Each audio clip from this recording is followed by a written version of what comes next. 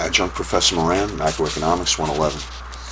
We're now going to cover a couple things in rapid succession, small but important things. It's like a little bit like monetary policy trivia. First, we need to know what backs the money supply.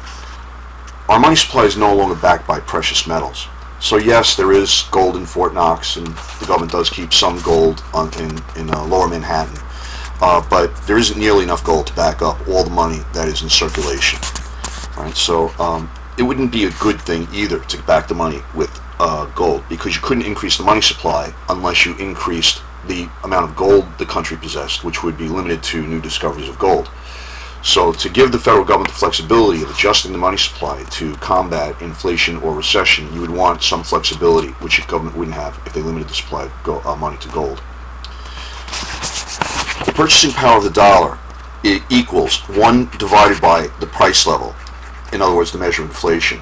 So hopefully you recognize 1 divided by something means these two things are inverses. So the dollar is inversely related to the rate of inflation. The higher the rate of inflation, the lower the value of a currency.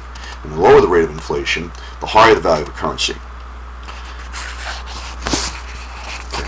Now, we're going to combine that with this next one, acceptability of money. If inflation is too high, people may stop accepting money for transactions.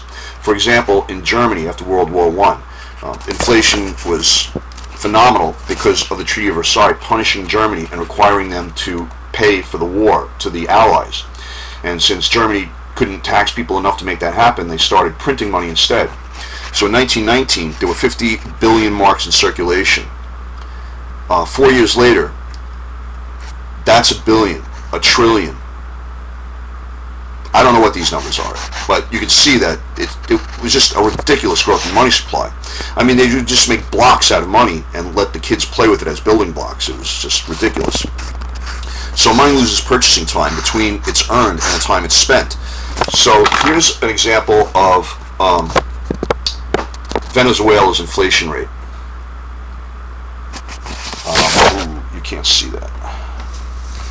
An example of Venezuela's inflation rate.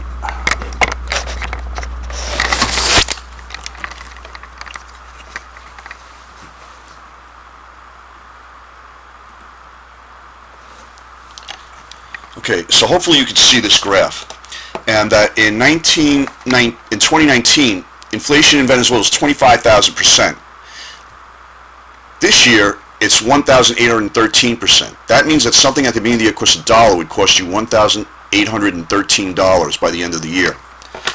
Given that rate of inflation, there would be no point in saving your money. Its value would be completely wiped out in a short period of time. So as a result,